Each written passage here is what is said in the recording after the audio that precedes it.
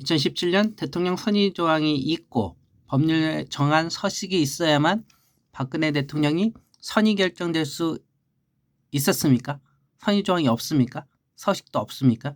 선의 결정서를 생산하여 중앙선거위원회에 이송할 수 있는 것입니까? 선의 결정서를 생산할 수가 없습니까?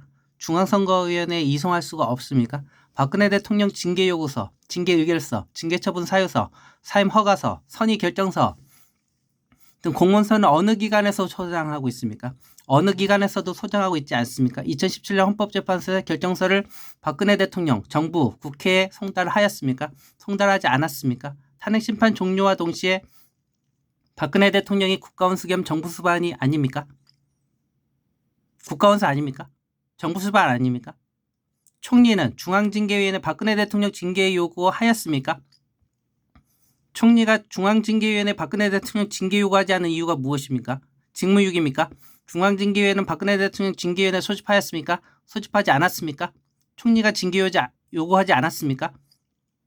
중앙징계위원회는 출석 통지서를 박근혜 대통령에 송부하였습니까? 송부하지 않았습니까? 박근혜 대통령은 중앙징계위원회 출석하였습니까?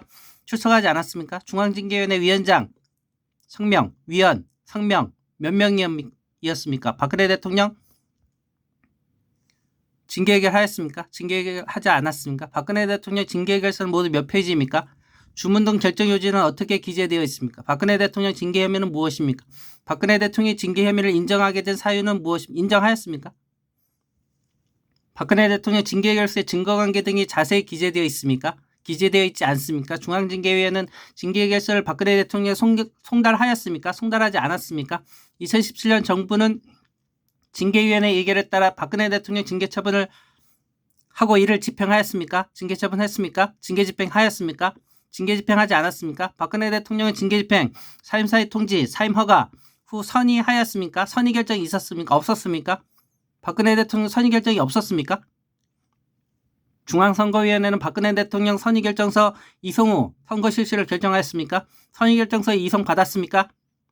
선거 실시를 결정하는 사유가 무엇입니까? 선거 실시 사유가 확정된 때가 언제입니까? 대한민국의 대통령은 국가원수의 지위와 정부수반의 지위를 겸합니까? 국가원수 겸 정부수반입니까?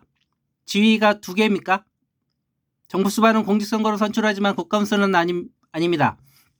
국가원수는 정부수반으로 선출된 사람에게 그 지위가 부여되는 것입니다. 정부수반이 공직선거 선출 대상입니다. 정부수반 선거가 바른 용어입니다. 정부수반 선거로 공직선거법을 개정해야 합니다. 국가원수 겸 정부수반 두 지위를 겸하고 있습니다. 정부수반직을 상실하더라도 국가원수 지위는 유지됩니다.